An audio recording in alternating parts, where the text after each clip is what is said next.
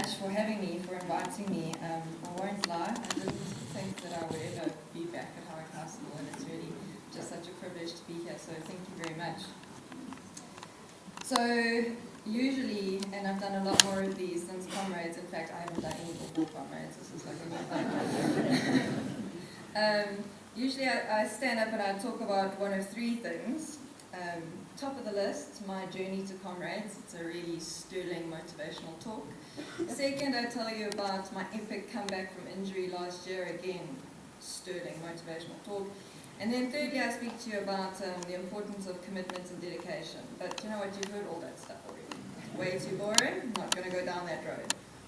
So tonight I'm going to talk to you about something a little bit different, and something actually I thought I was altogether unfamiliar with, but as I wrote the speech this morning, because everything is at the last minute with me, I realized that actually I do know a little bit about this. And then tonight, and I'll be honest, when I was at school I didn't know what the 4 points of the star meant. I probably should have. I probably skipped that class.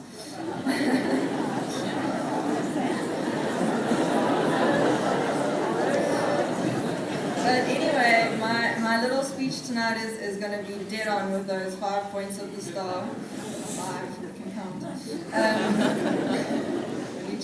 That's why I became a lawyer, because my maths was really terrible. And I happened to see Mrs. Philpott earlier, and she knows my maths was really terrible. So there we go. Okay, so tonight I'm going to talk to you about social responsibility. Please just brace yourself. Does anyone know who or what a wenwe is? All know what a wenwe is? I'll give you a clue for those of you who don't know. It's something your parents and teachers do all the time. When we were at school, when we were young, when we were your age. A wenwe is a person who constantly compares life as it is now to life as it was then, usually in the negative. For example, when me, was at school, scholars were not allowed to have cell phones on their persons. They had to leave them with the receptionist at the front desk. When we were young, we didn't know what Facebook was, and I'm really showing my age. We did not share our lives on Instagram and Twitter. When we were children, we could roam the streets from dawn till dusk, not worrying about being mugged for our shoes or our GPS watch, or thrown off our bikes. I think you get the general idea. When I was at school, my life was simple. I practiced my sports, attended the requisite training sessions. Sometimes I did a bit extra, but that's because I'm a bit OCD. I did all my homework, I studied for my exams, I did whatever I needed to do. I think being the child of 2 teacher parents really ensured that I did what I needed to do. I participated in all the school events, the play, the talent show, the choir, and in return I received honours, colours and the like, prefect, sports captain, yada yada yada. I was one of those girls. The one who did it all and appeared to sail through life. I think one of the enormous benefits of growing up in a small town like Howick is that things are, or at least were, relatively simple. My childhood years and teenage years were relatively uncomplicated by things such as politics and the perception of status. When we were young, we just got on with the job of being kids, or at least that's how I remember it. I remember running with my dog in the sappy plantations around Beacon Hill, unconcerned about my safety and security. I remember thinking that passing or failing a particular school test was almost life or death. And I remember observing a minute of silence before writing my history trials paper the morning after 9/11, thinking that really the fight was so far away, why on earth should we be worried about the possibility of World War III? Everything I knew, my only point of reference, was little old Howick. And it was good. My childhood and my teenage years really could have come straight out of an American movie. Wholesome goodness for the soul. One of the other benefits of growing up in Howick, and I know for many of you you'll see this as a major disadvantage, is that people really care for each other. Your teachers care about how well you do. Your coaches care about whether you reach your full potential in your sports. Your community worries about your safety and security. Cast in the negative, however, everyone in Howick seems to know everybody else's business and feels quite free to stick their nose into situations that really do not concern them, or at the very least express an opinion about it. I know that as a teenager, and particularly as a matric, I could not wait to get out of here.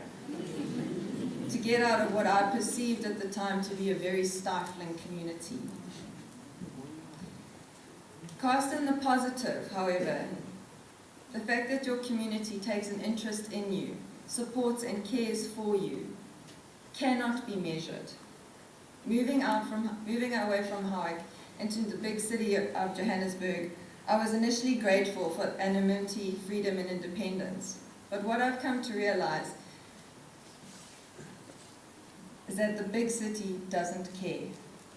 The harsh reality is that really Johannesburg does not give a damn whether I live or die, except it might need to be reported on the security WhatsApp group. Whether I have an opportunity to pursue my dreams or not, excel at a particular sport or talent I may have, no one cares. Having settled in Johannesburg and joined the Nedbank Running Club, I was shocked to discover that whether or not I ran or generally went unnoticed. No one cared about my race performances, whether I had a coach, whether I could afford to travel to races outside of Johannesburg, and particularly to Oceans, which you may or may not know happens to be one of the most expensive weekends in a runner's calendar. I also couldn't believe how many athletes were showing up at races week after week in the hope of winning a few £100 on the podium, rather than saving their legs for a few strategic performances throughout the year. The idea that some runners had to race to put food on the table for me was absolutely mortifying, bearing in mind that I've always run for fun and not as a source of income. Also, there happens to be very little money in running. I would estimate fewer than 10 athletes in South Africa are actually able to live on their sport. The rest of us just have to have jobs. Now, I'm not sure whether the Bill of Rights still forms part of the LO syllabus here at Howick. But I remember that while my mom was still teaching, she prepared a few class notes dealing with both our constitutionally enshrined rights and our commensurate responsibilities. In other words, in order to give full effect to each of our human rights as guaranteed in the Bill of Rights, we also need to recognize that we have a responsibility to respect the rights of others. No one right and no person's individual rights are greater or more important than any other. And when you go to law school, you also learn that every right is subject to a limitations analysis in terms of Section 36. Anyway, as I started to run more seriously, I began to perform better than a few of my sponsored competitors. I'd be finishing races and achieving times close to the likes of Jenna Challenor, Gerda Steyn and Caroline Busman, and yet while they received club and commercial sponsorship and endorsement, Adidas, Nike, etc., I received and was offered nothing. I started to get grumpy. Sponsorship in South Africa is a lot about who you know and how good you look on the cover of a magazine. Unfortunately, I'm not particularly well connected and I'm absolutely allergic to photographs. But instead of getting frustrated, irritated and disheartened, I decided to do what I had experienced to be the right thing growing up in Howick. I decided to raise money and sponsorship to assist athletes just like me, the ones who needed backing and financial support in order to actively pursue their dreams. I took a decision to care. In 2013, my husband and I started Born to Run, as you've heard, as a hybrid national running club aimed at what we specifically called adult athlete development, the nurturing of adult running talent at the level of a purely social athlete to that of an elite. Essentially, what we wanted to do was create an environment where your every Joe runner could be coached and mentored to perform better than they thought possible and potentially elevate themselves into the elite landscape. As part of that same initiative, we also launched a grassroots development program in Soweto, headed up by South African marathon running legend Jerry Modiga. This later changed to the Adopt an Athlete program, where one social club member could adopt or mentor a disadvantaged athlete with a view to ensuring that each and every one of our club members had an equal opportunity to pursue their running goals. We also wanted to give ordinary people an opportunity to encourage, care for, and support each other. In 2017, having established the vibrant club of Born to Run, I decided that my skills, or rather my passion for running, would be better used for the promotion of female ultra-distance running, specifically the development of black female talent in the ultra-distance space. Into Team Massmart, a team of 10 ladies, now 16, proudly sponsored by truly one of the most generous and dedicated sponsors I've ever had the privilege of working with. Now, I'm not sure how much attention you pay to race results in South Africa, but if you look at Comrades and Two Oceans, the top 50 ladies, less than 5 of them are black. Given our national demographics, the fact that there are so few black females able to perform at the highest level in the ultra-distance space, at national pride events such as Comrades and Two Oceans, there really should be some concern about that in our sporting institutions. Once again, I was able to recognize the problem both within society and my sport, and I needed to take a decision to foster change.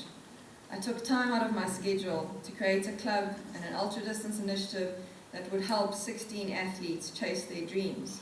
Once again, I cared. I chose to make a difference using the skills and resources I have, and where I lacked the financial resources to do so, I went cap in hand, asking people to back me, to support my dream. In doing so, I've managed to create my own little community, and it's not quite like Howick, but it certainly works for me. Team Massmart is a little bit like my own personal running neighborhood. And it's true. I know the business of each of the athletes.